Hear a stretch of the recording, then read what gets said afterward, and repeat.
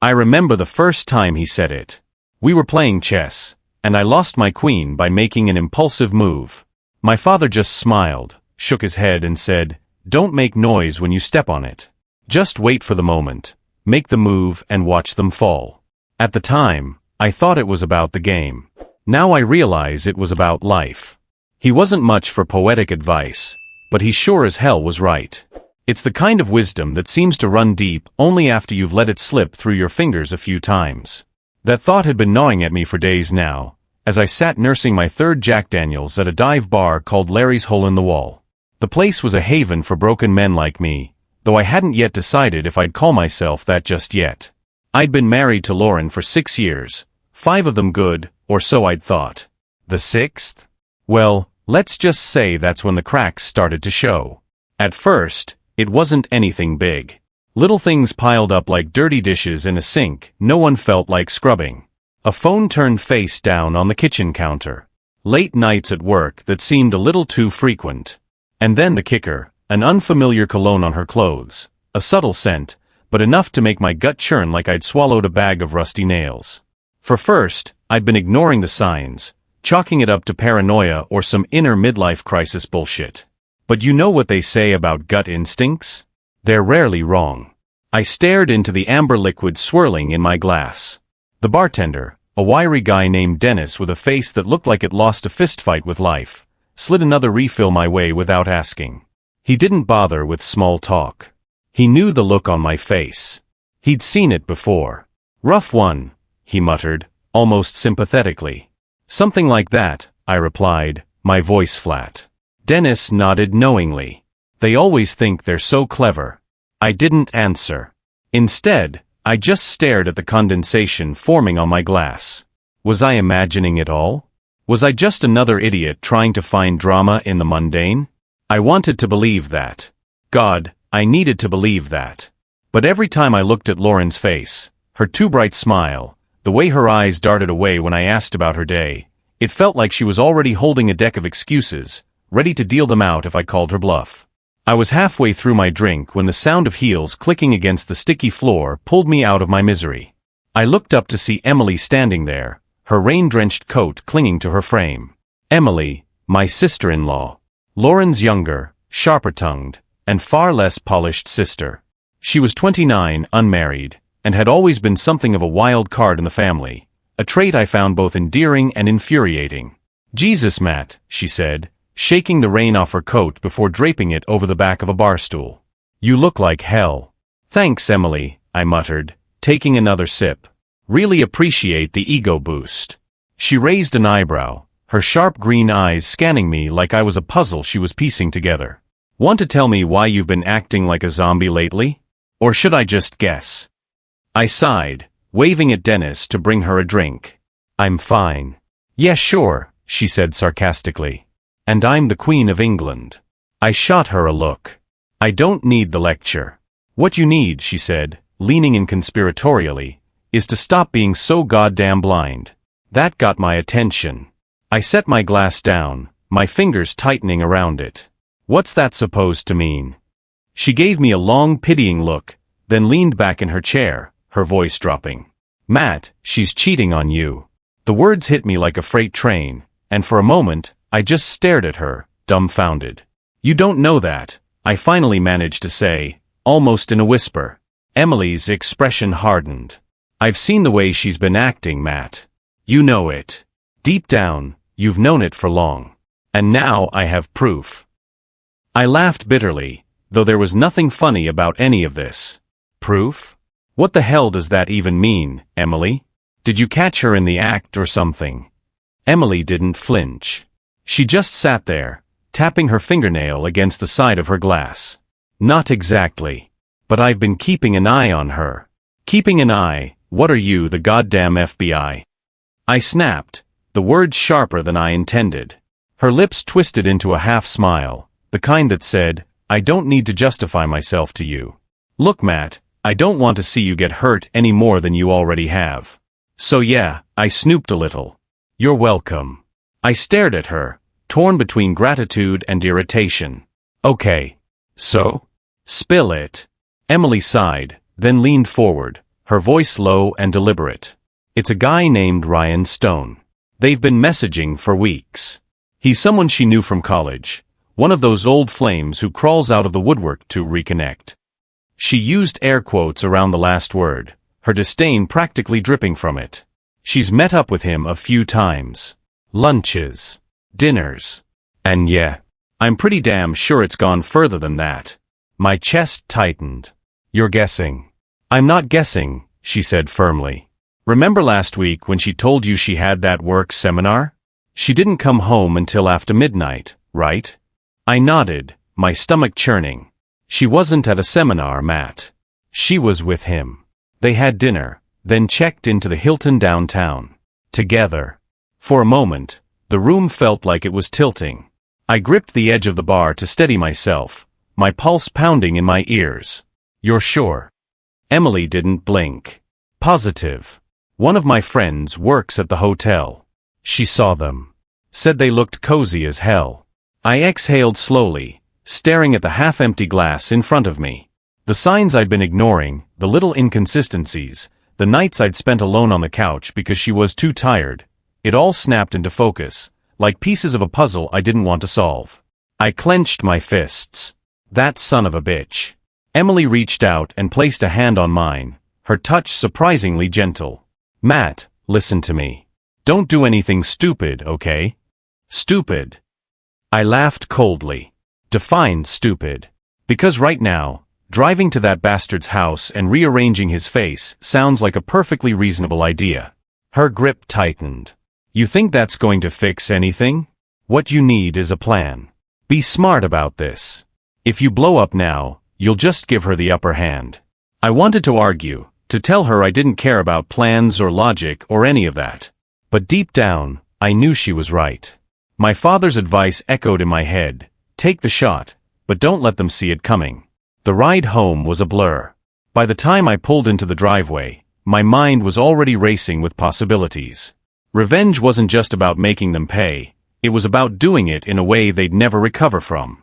Lauren was in the kitchen when I walked in, casually scrolling through her phone like she didn't have a care in the world. She looked up when she heard the door, her face lighting up with that rehearsed smile of hers. Hey honey, how was your day? I stared at her for a moment, wondering how I'd missed it for so long. The little lies. The forced affection. The way her smile never quite reached her eyes anymore. Fine, I said evenly, hanging my coat on the back of a chair. Yours. Oh, you know, she said, waving a hand dismissively. Work was crazy. Same old, same old. Really? I said, grabbing a glass and pouring myself some water.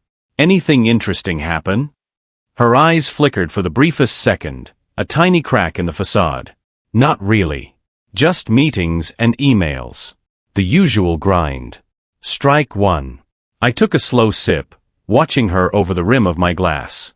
So, no plans for tonight? Nope. She smiled brightly. Why? Were you thinking of doing something? Not really, I said, setting the glass down. Just curious. She turned back to her phone, the conversation apparently over in her mind. But in mine? It was just beginning. The next day, I started laying the groundwork. First, the finances. Lauren and I had a joint account, but I moved most of the money into a private account she couldn't touch. Petty? Maybe. Necessary? Absolutely. Then I called a lawyer, a sharp, no-nonsense type recommended by a friend. I didn't waste time sugarcoating the situation. I told him I wanted everything locked down, the house, my savings, my investments. If Lauren thought she was going to waltz out of this with half of everything, she was in for a rude awakening. Next, I started gathering evidence. Emily sent me screenshots of Lauren's messages with Ryan, which she'd managed to swipe from Lauren's phone during a family barbecue weeks ago. There it was, in black and white. The flirty texts, the late-night exchanges, the not-so-subtle suggestions about their next meetup. By the end of the day, I had everything I needed. The proof, the plan, the cold, calculated resolve to see it through. Lauren might have thought she was clever, but she didn't realize one thing. She was married to a man who didn't play fair. I waited until Friday night. Lauren had another work dinner, which I knew was code for screwing Ryan Stone. I kept my cool as she got ready, her usual confidence bordering on arrogance. She kissed me on the cheek before leaving, like she was some perfect little wife. The audacity. "Don't wait up," she said with a smirk. I smiled back. Wouldn't dream of it. As soon as she was gone, I grabbed my phone and made the call. Emily answered on the first ring. "She just left," I said. "Perfect. I've got eyes on her. She's headed downtown. Thanks. Let me know if anything changes." I hung up and headed out myself, my heart pounding with a mix of anger and anticipation. By the time I reached the Hilton parking lot, Emily had already texted me, "They're here. Room 407. I didn't go to the room right away. That would have been too easy. Instead, I went to the front desk, flashing my most charming smile at the receptionist. "Hi," I said, lowering my voice to a conspiratorial whisper. "I think I might have left something in room 407 earlier. Could you give me a key?" The receptionist hesitated, glancing at the computer. "I'm sorry, sir, but I can't give out keys unless—" "Right, of course," I interrupted, pulling my phone out. "Let me just text my wife. She's in there with her business partner, Ryan Stone." Her eyes widened slightly, and I leaned in closer. "Honestly, it's a little embarrassing. She forgot her charger this morning, and well, you know how she gets." The receptionist's face softened, and I could see her connecting the dots I wanted her to connect. Within a minute, I had the key in my hand. "Thank you," I said with a wink. "You're a lifesaver." I took the elevator to the 4th floor, my mind racing. When I reached the room, I didn't barge in. Instead, I knocked. There was a brief pause before Lauren's voice called out, sounding slightly panicked. "Who is it?" "It's room service," I said, mimicking the neutral tone I'd heard in every hotel I'd ever stayed in. I heard movement inside, followed by muffled voices. Then the door opened just a crack, and Ryan Stone's face appeared. He looked like he'd just stepped out of a bad cologne ad, tall, dark-haired, and full of himself. "Can I help you?" he asked, his tone dripping with impatience. I didn't answer. Instead, I shoved the door open with my shoulder, sending him stumbling backward. Lauren was standing in the middle of the room, her face frozen in a mixture of shock and terror. "Hey, honey," I said calmly, stepping inside and closing the door behind me. "I thought I'd stop by, to see how work was going." "Matt," she stammered, her voice trembling. "I can explain." I held up a hand, cutting her off. "Save it. I've heard enough lies for a lifetime from you." Ryan, apparently not the brightest bulb in the box, decided to step in. "Listen, man, I think you should leave. This isn't what it looks like." I turned to him, my expression cold. "Ryan, is it? Let me make one thing clear. You're going to regret every second you've spent with her." "Is that a threat?"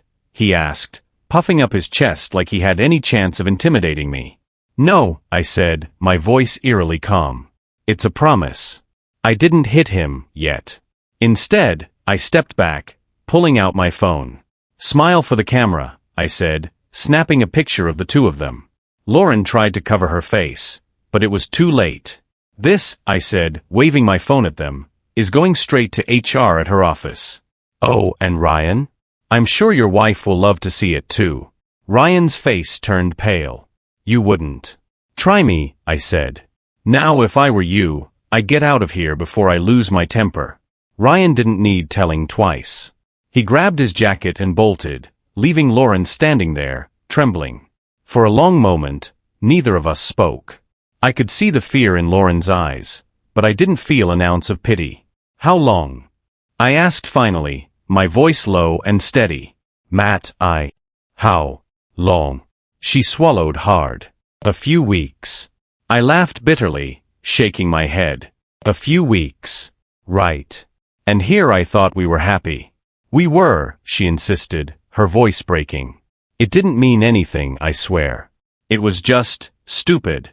"Stupid," I repeated, my tone dripping with sarcasm.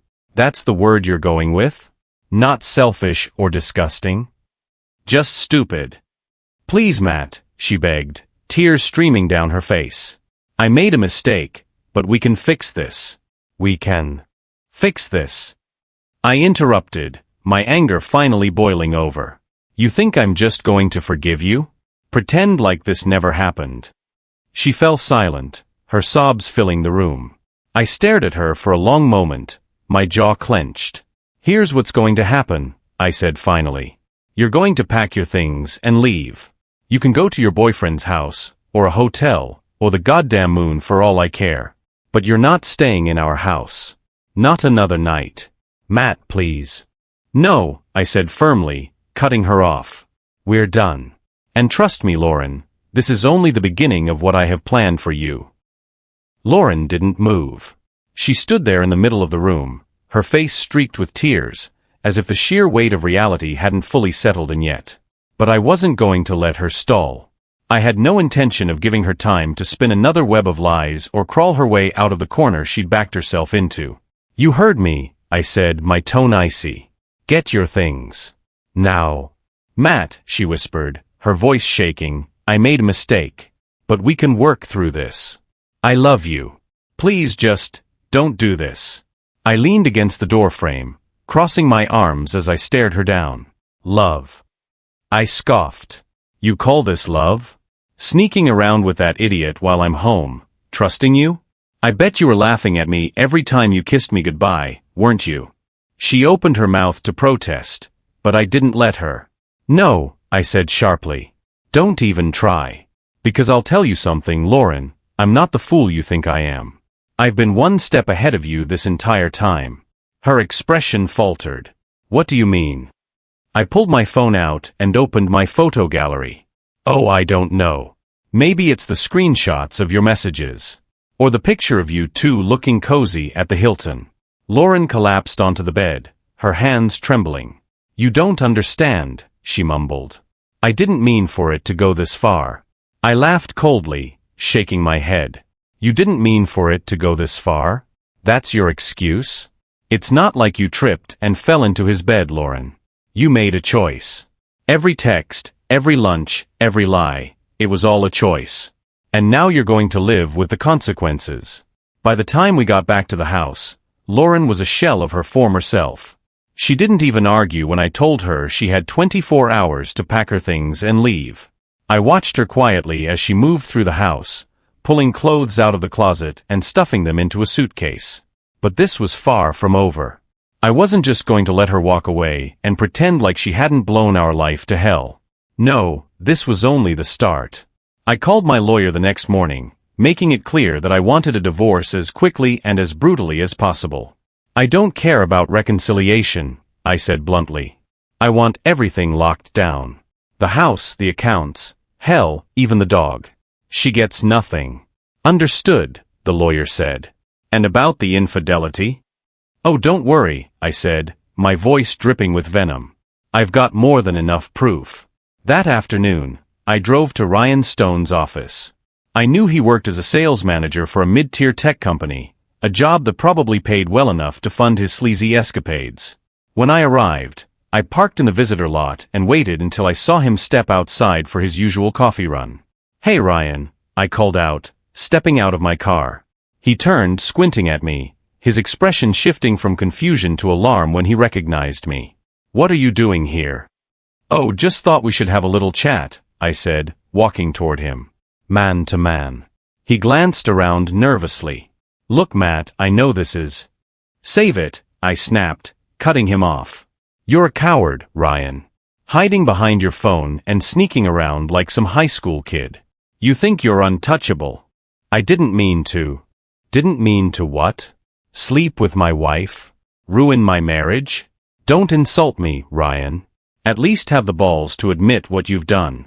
He opened his mouth to respond, but I was already pulling my phone out. Oh, and by the way, I've got a little gift for you. I held up the screen, showing him the emails I'd sent to his HR department. That's your termination notice on the way, buddy. Turns out most companies don't look kindly on employees using business trips for personal affairs. His face turned white as a sheet. You can't do that. Already did, I said, my voice calm but deadly. Good luck explaining this to your boss. And your wife. Ryan stood there, stunned, as I turned and walked away. I didn't need to hear his excuses or his pleas. As far as I was concerned, he was already finished. When I got home that evening, there was a note on the counter, filled with half-hearted apologies and promises to be better. I crumpled it up and tossed it in the trash without a second thought.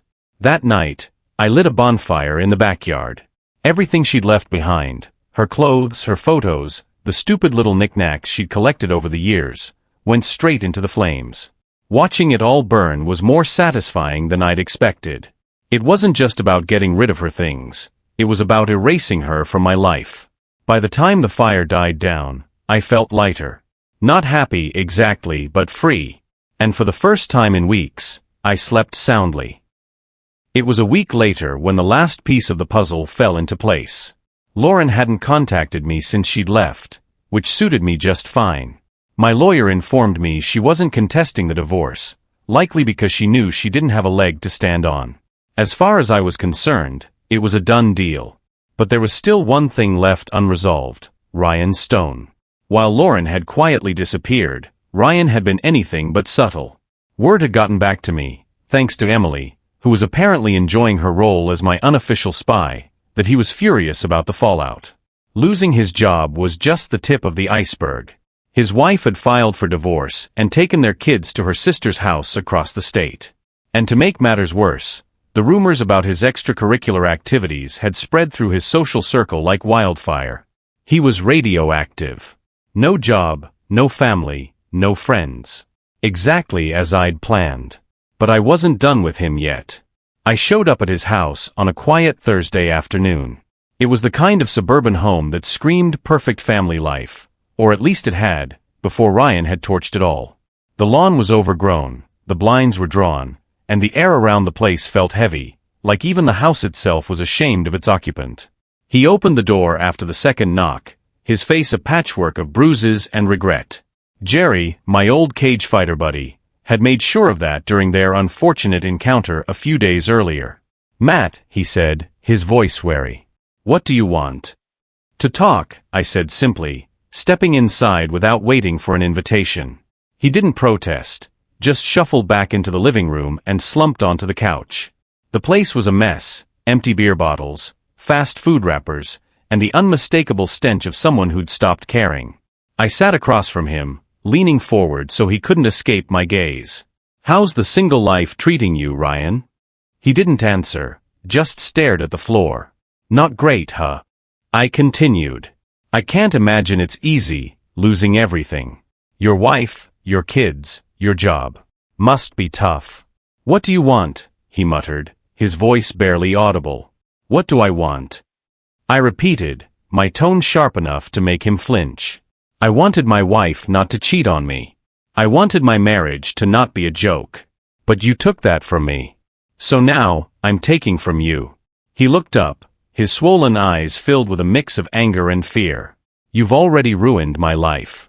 What more do you want?" I leaned in closer, my voice dropping to a dangerous whisper. "I want you to know this isn't over. You're going to feel this, Ryan. Every single day. You're going to wake up in this pathetic house, knowing that everything you had is gone because you couldn't keep it in your pants. You're going to look in the mirror and see a man who destroyed his own life. And you're going to know that I'm out there, waiting, watching. Because if you ever cross my path again, I'll finish what Jerry started." He swallowed hard, his face pale. "You're insane." "Maybe," I said, standing up. "But at least I'm not you." I left him there, a broken shell of a man, and walked out into the sunlight. The air felt cleaner, lighter, as if the weight of everything he'd done to me had finally lifted. The divorce was finalized 2 months later. Lauren got nothing but the clothes she'd taken with her that night. I kept the house, the car, and every dime in our accounts. Emily said that Lauren had moved back in with her parents, who were less than thrilled about the situation. Good. Let them deal with her. As for me, I didn't dive headfirst into some dramatic new chapter of my life. I wasn't interested in dating or finding some Hollywood-style redemption arc. I focused on myself, my career, my hobbies, the friends who had stuck by me through it all. Slowly but surely, the pieces of my life started to fall back into place. One evening, months after the dust had settled, Emily stopped by for a drink. We sat on the back porch, watching the sunset as we sipped whiskey straight from the bottle. "You ever think about her?" she asked, breaking the comfortable silence. "Sometimes," I admitted. "But not in the way you think. I don't miss her, if that's what you're asking. I just wonder if she ever thinks about what she lost."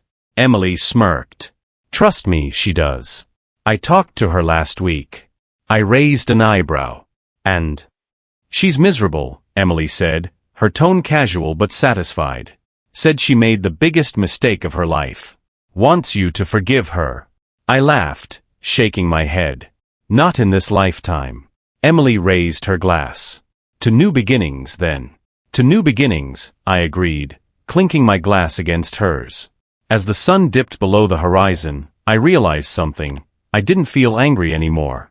The rage, the betrayal, the need for revenge, it was all gone. In its place was something I hadn't felt in a long time. Peace.